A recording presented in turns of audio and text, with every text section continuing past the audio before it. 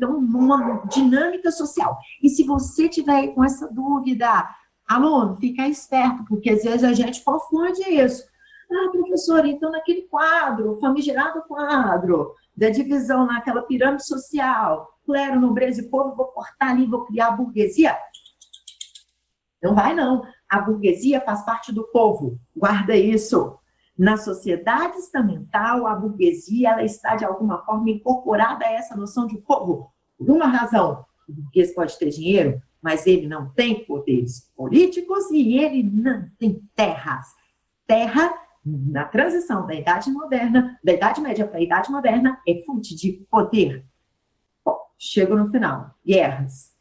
Como já dei um indíciozinho, como já tinha dado aquela sugestão, as revoltas camponesas não mostram a necessidade de união militar? Bom, nós vamos ter uma série de guerras no final da Idade Média que vão levar também os nobres a se unirem para juntar exército, juntar força militar para lutar contra o inimigo. E assim os estados nacionais se formam. Bom, mas eu estou falando, o que seriam esses estados nacionais? Bom, gente, antes de prosseguir nessa prosa, nesse papo, eu queria que a gente entendesse o seguinte. Cada estado nacional, monarquia nacional, tá? Que vai se aproximar do que nós vamos conceber por país europeu, que nós vamos trabalhar, que nós vamos ver, vai ter um processo que ele é específico. O que nós vamos fazer aqui é ter a audácia de criar características, de levantar algumas características que são comuns para facilitar a nossa compreensão. Então, por isso que essa aula ela é tão importante, porque lá na frente você vai estudar absolutismo monárquico, você vai estudar o iluminismo, você vai estudar as revoluções inglesa, francesa, e aí você vai precisar compreender o que são essas características, essas linhas gerais que unem o conceito de Estado Nacional. O que é um Estado Nacional? Tá? Outra coisa importante. Voltando ao papo da burguesia. Então, vamos lembrar mais uma vez essa questão da burguesia. Quando a gente fala sobre a formação dos Estados Nacionais, nós temos diferentes perspectivas de análise. Falei difícil, tá bom, professora? Fala legal aí para a gente entender? Ok. Existe no campo da história, vamos lembrar que história não é opinião, história é um campo da ciência que faz a gente passar uma vida inteira lendo livros e procurando compreender sob diferentes prismas os acontecimentos do passado. Como que o homem trilhou os seus caminhos e os seus descaminhos até os dias de hoje. Falei bonito, né? Não sei de onde sai isso, não. Mas, enfim, o que nós precisamos compreender? Nessa perspectiva que nós podemos ver de diferentes formas os processos históricos, existe esse campo da história onde a gente vai analisar essas interpretações, contextualizando que quando se estudou um fenômeno histórico em tempo X, isso foi influenciado por um tipo de pensamento, outros momentos da história nós vamos ser influenciados por outras realidades. E aí nós temos dois historiadores que desenvolvem dois pensamentos básicos e que influenciam muito a forma como nós enxergamos essa formação dos Estados Nacionais. Existe uma visão clássica, muitos de vocês lá no ensino fundamental podem até ter também tido contato com essa visão, que ela é desenvolvida por Friedrich Engels. Engels, parceiro do Karl Marx. Ai, meu Deus, comunista. Não, gente. Ele foi um grande pensador da história. Ele pensou momentos históricos e refletiu sobre eles. Nós não estamos falando sobre o pensamento político e sua ideologia. Nós estamos pensando como ele interpretou a sociedade. Para o Engels, nós precisamos entender que ele viu a formação dos Estados Nacionais como uma forma de pressão da burguesia em relação aos reis. Mas eu falo assim, mas estava fragmentado o poder, não tinha rei. Não, tínhamos reis. Os reis eram nobres, que tinham reinos. Eles só não tinham o poder político centralizado em suas mãos, mas eles estavam lá no topo da nobreza. Então, a burguesia ela vai fazer uma pressão sobre esses reis, né? Falando, vai lá, rei, para esse rei o quê? Unificar esse Estado e melhorar, portanto, as condições de desenvolvimento comercial. Essa visão, ela é hoje criticada por muitos autores. E o que nós vamos trabalhar aqui é uma visão mais associada a um outro historiador muito importante e que a galera hoje valoriza muito, que é o Perry Anderson. Ele tem um livro chamado As Linhagens do Estado Absolutista e ele vai dizer o seguinte: o que acabou acontecendo não foi necessariamente a pressão de um grupo social, mas foi uma dança das cadeiras do poder. Nós temos aqui uma visão de uma sociedade que ela está se transformando, mas onde não há uma ruptura radical. Há uma centralização de poderes, sim. Há uma mudança social, cultural, econômica, sim. Mas nós não temos uma mudança tão significativa de agentes de poder, visto que a nobreza, peraí, voltando, visto que o rei, a origem dele é aonde?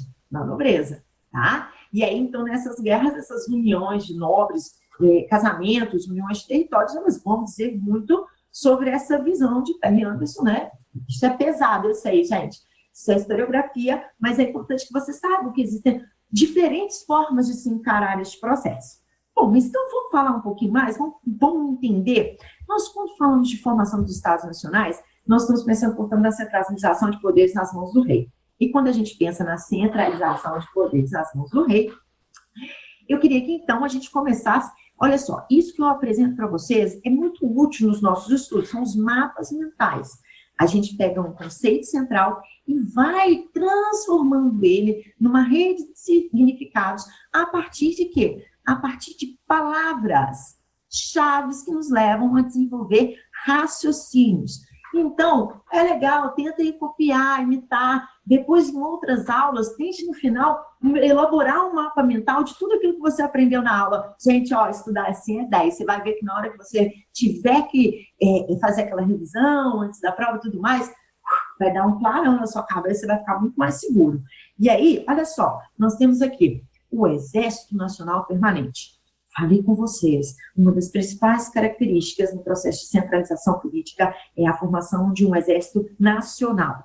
Então, agora, ao invés de nós termos pequenos exércitos pertencentes aos senhores feudais, nós temos um exército que representa esse Estado-nação, e ele é, portanto, de responsabilidade de organização real. Quem financia esse exército? Aí nós temos a burguesia entrando neste processo como uma das financiadoras desse processo, certo? Agora nós temos que entender que essa centralização de poder, ela vai significar em âmbito social a ideia de que o rei governa os seus súditos. É interessante pensar a origem da palavra súdito. Súdito vem de submetido. E em francês a ideia é de sujeito a. Então é aquele que está sujeito ao poder do rei. E pensando dentro dessa lógica, uma característica desse Estado nacional moderno é a inexistência de meio privado. Então, quando a gente vai chegar lá na frente e pensar que esse rei vai se tornar um rei absolutista, por conta dessa concentração de poderes, nós precisamos entender que está relacionado à ideia de que tudo está submetido ao poder do rei. Não existe aquilo que o Estado não tem acesso por pertencer a um meio privado, para pertencer a uma pessoa. Exemplos, né? A polícia, ela entra dentro de uma propriedade privada com mandato, porque dentro da sua propriedade privada, ela te pertence. Isso parece um pouco pesado, mas eu tenho certeza que ao longo desse ano, mesmo com toda a loucura da quarentena, você vai entender, tá? Outra coisa importante é o atendimento das demandas da burguesia, como a ideia da criação de uma moeda e de um imposto nacional. Então, nós vamos unificar as moedas e os tributos. Isso é importantíssimo para facilitar o desenvolvimento comercial, assim como a adoção de um sistema de pesos e medidas dentro de um Estado nacional. Pode parecer mentira, não é, gente, porque o sistema métrico que nós usamos, que é tão simples assim, da gente reconhecê-lo, isso é pós-Revolução Francesa, isso é depois do século XVIII. Antes disso, na Idade Moderna, os pesos e medidas eles estavam muito associados aos pesos e medidas do rei. Olha a ideia de centralização de poderes na mão do rei. O dedo é o dedo do rei, a jarda é o tamanho até do pânceps do rei, ou seja, é uma outra forma de se enxergar essas relações de poder. E isso também vai ter uma interferência na economia. Nós vamos ver que os estados nacionais modernos, eles vão tender a do que nós chamamos de mercantilismo. O que é o mercantilismo? É um conjunto de práticas econômicas com o objetivo de acumulação de capital pelo Estado, e isso significa que o Estado vai interferir na economia para atingir os seus objetivos, ou seja, nós estamos falando da ausência de um livre mercado, ok? Então, não existe livre mercado dentro do Estado Nacional moderno. E a sociedade, o que acontece? Na nobreza, a mudança central na Idade Média, a nobreza está associada à guerra, a nobreza guerreira. Como nós temos a formação desse Exército Nacional Permanente, nós vamos ter uma transformação. De repente, nós vamos ver a nobreza gastando muito menos tempo com a guerra e se transformando numa nobreza palaciana. E nessa nobreza palaciana nós temos as festas, nós temos as funções administrativas, nós temos, então, uma nova cultura e um novo modo de se enxergar o mundo e uma etiqueta. E nós vamos ver um pouco mais à frente esses rituais, como eles funcionam. Isso é bastante interessante. Então, gente, é isso. Nós temos essas grandes mudanças acontecendo dentro deste processo.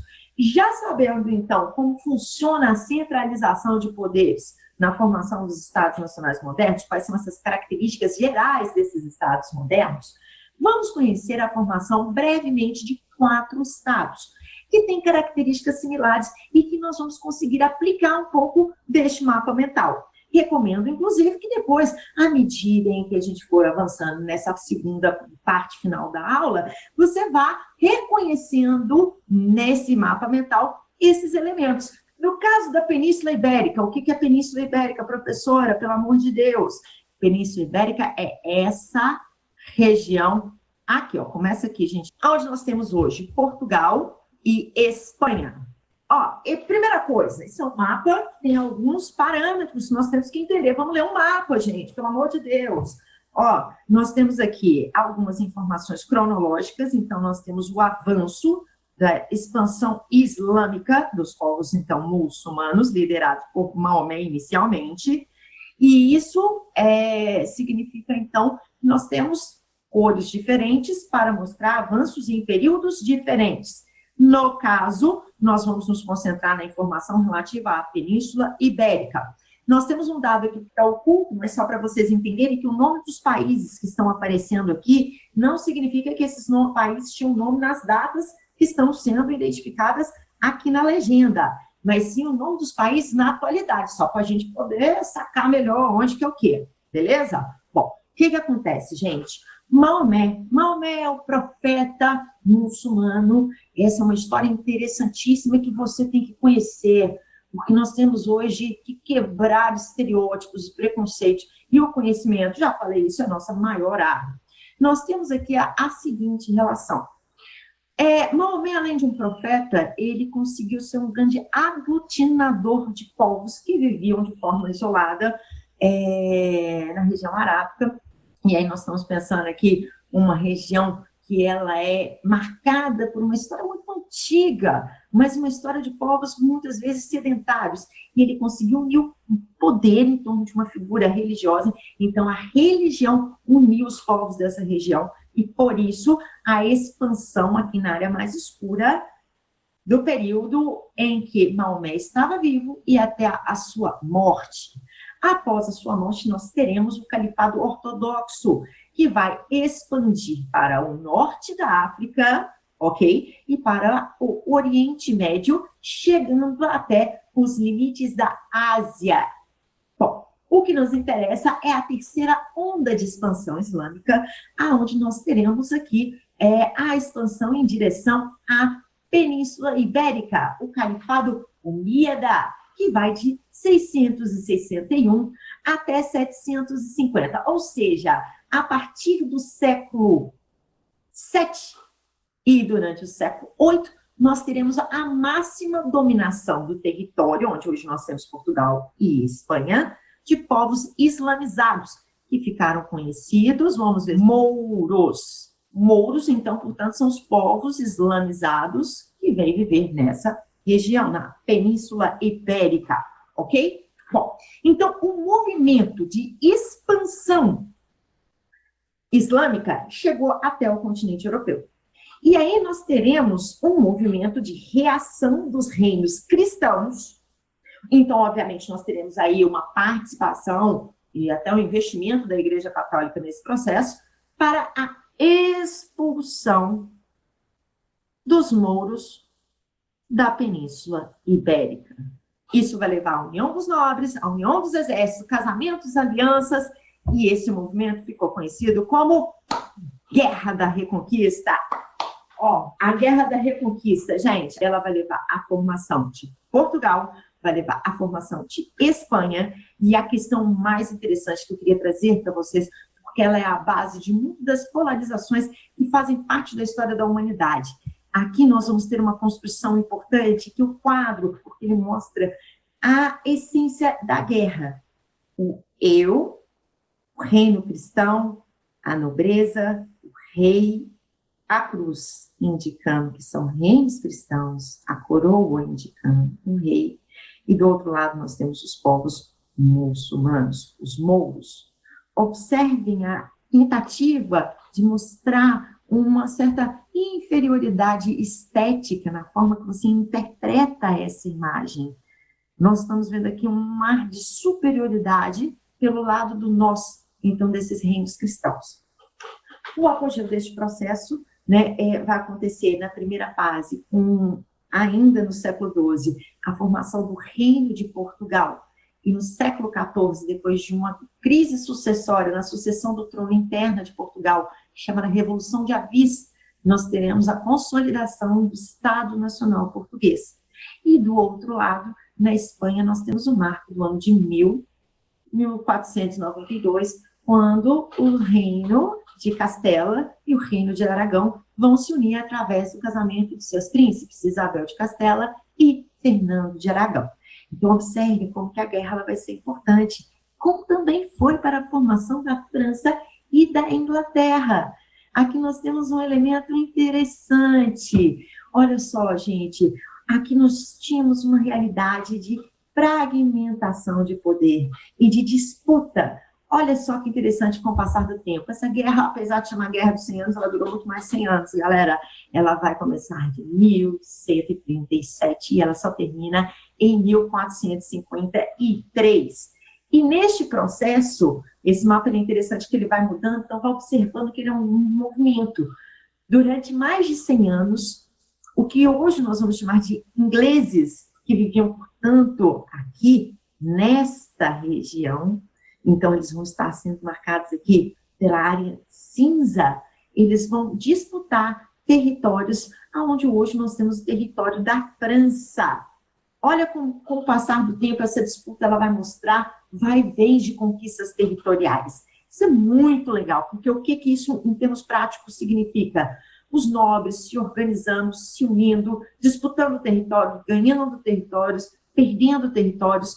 Mas uma coisa que eu gostaria de destacar é que o auge da Guerra dos 100 Anos, ele está associado, tá, à disputa da região dos Flandres, que está ligado ao que nós chamamos de Países Baixos, ou hoje, Bélgica e Holanda. Então, vamos lá, Flandres, Países Baixos, então nós somos de uma mesma região. Quando a gente pensa nessa região dos Flandres, nós somos dos Países Baixos.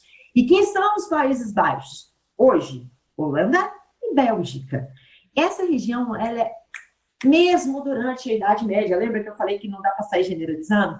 Essa era uma região comercial muito importante. Tem regiões na Holanda, por exemplo, que eram importantes comercialmente desde o Império Romano. Então, por exemplo, para os ingleses, e olha aqui, ó, em 1429, isso é interessante ver, era muito importante, olha esse rio, olha essa fonte aqui, esse corte, era muito importante para os ingleses ter saída continental, porque eles viviam numa ilha. Então, tomar esses territórios era muito importante. Mas pensando que nós estamos falando da Baixa Idade Média, que nós falamos do crescimento comercial, aqui você não pode esquecer que, além disso tudo, nós temos uma questão central, que é o fato de que não basta ter uma parte do território, é preciso ter um lugar estratégico para o desenvolvimento comercial. E por isso essa região dos Flandres é tão importante. Ainda sobre a Guerra dos 100 Anos, queria também destacar uma figura interessante chamada Joana d'Arc. Você já conheceu a Joana d'Arc? Não? Então, eu vou te dar uma dica. Procure um filme da Joana d'Arc. Nós temos uma cinebiografia, vamos dizer assim, de Joana d'Arc. Ela é uma figura interessante, uma mulher que teve um papel muito legal nessa guerra, pelo seu simbolismo. Ela vivia numa região, se reconhecia, né, como uma francesa, como uma representante do Reino Franco, e ela estava numa região dominada pelos ingleses. O que vai acontecer? História muito louca, eu vou ter que resumir, porque o nosso tempo está acabando, mas ela vai se vestir de homem para lutar contra os ingleses e vai ser denunciada para a igreja, para o Tribunal de Santa Inquisição, e um bispo inglês que vai queimá-la em praça pública, acusando-a de bruxaria.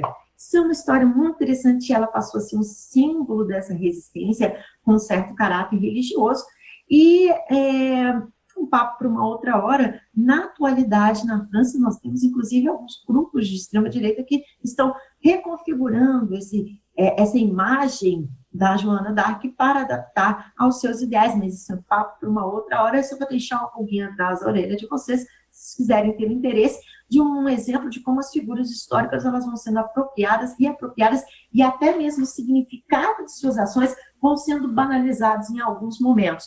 Então, é muito fácil falar de Joana d'Arc, mas eu desafio vocês e chamo vocês a conhecer um pouquinho mais da vida dessa mulher tão importante para a Guerra dos 100 Anos e contribuiu. E aí, voltando à ideia, o Estado Nacional, ele vai ser caracterizado principalmente pela ideia da centralização dos poderes nas mãos do rei, para nós conseguimos vencer guerras, e isso indica a formação de um exército nacional, né? Então, nós temos aqui uma questão importante. Além disso, o que nós temos? Nós temos a questão da formação de um exército nacional permanente, que também significa que nós devemos pensar na força militar como um fator que vai ser decisivo nessas monarquias nacionais. E aí, um papo por uma próxima aula sobre absolutismo, você vai ver, por exemplo, qual era o grande diferencial da França, porque ela tinha o exército maior dentre todos os exércitos de estados nacionais europeus e mais estruturado, com melhores estratégias. Então, a força militar, os equipamentos militares, as estratégias de guerra, elas vão tornar o poder de um rei mais significativo dentro do continente europeu durante a Idade Moderna. E também essa relação da formação dos estados nacionais em relação ao interesse da burguesia, que é esse agente que surge com um papel de destaque, ainda sem ter poderes políticos e ainda sem ter um reconhecimento como um sujeito de poder social, de influência social, mas que é um determinante econômico fundamental, tanto para a formação desses estados nacionais, porque agora nós precisamos entender que vão haver impostos nacionais, nós vamos começar a ter leis nacionais, nós vamos começar a ter uma série de elementos de união que facilitam o comércio, mas nós não temos, por parte desse rei, o reconhecimento da burguesia como um sujeito político relevante. Ou seja, acabei de dar uma dica. Será que daqui para frente nós não vamos dali, no finalzinho do que nós chamamos de Idade Moderna, vamos chegar e vamos falar um pouco sobre a burguesia querendo poder político? Será que não é aí uma característica do início que lá na frente não vai fazer diferença e vai ser um agente de transformação? Bom, se a pulguinha atrás da orelha do dia, o nosso tempo está acabando. Eu queria, primeiro, agradecer vocês, para quem está vendo pelo aplicativo, para quem está vendo pela televisão, tá? Muito obrigada pela participação. Deixem suas dicas, deixem recados. A gente está construindo isso tudo para vocês. Então, quanto mais informações nós tivermos de vocês, de o que vocês querem, como vocês querem que a gente dialogue com vocês, vai ser muito importante, tá? Estamos juntos nessa. A batalha é dura, mas nós vamos vencer. E não se esqueçam, para estudar em casa, nós temos que mesclar o novo, as novas tecnologias, a possibilidade de compartilharmos vídeos, mensagens, de trocarmos ideias, com algumas questões básicas, como, por exemplo, anotar, como, por exemplo, ler, tá? E não deixe de fazer os exercícios sobre esse conteúdo que você tem disponível no seu material. Eles vão ser fundamentais para que você fixe o que nós vimos nessa aula. Juntos nós vamos conseguir cada vez mais construir um novo caminho. Nós estaremos juntos aqui em outras aulas. Em breve essas aulas vão continuar sendo divulgadas para vocês, as tabelas de horários. É um prazer estar fazendo parte desse projeto. Espero que vocês tenham gostado. Uma última questão. Se tiverem dúvida, podem mandar, tá? Não fiquem com dúvidas. O mais importante agora é lembrar, nós estamos juntos nessa. Até a próxima aula. Um beijo.